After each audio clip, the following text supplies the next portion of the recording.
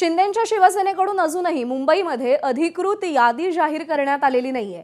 बंड टाळण्यासाठी यादी जाहीर न करताच शिंदेंनी एबी फॉर्म्स वाटलेले आहेत। शिवसेनेनं मुंबईमध्ये काही ठिकाणी एकाच वॉर्डात 2 एबी फॉर्म वाटलेत। काही ठिकाणी इच्छुकांना डावलून सेनेकडून आयातांना संधी दिली गेली आहे। शिवसेनेची अधिकृत यादी न आल्यानं पदाधिकारी आणि नागरिक संभ्रमात आहेत। शिवसेना अधिकृत उमेदवारांच्या नावांबाबतही पदाधिकाऱ्यांमध्ये अजून संभ्रम असल्याचं चित्र आहे।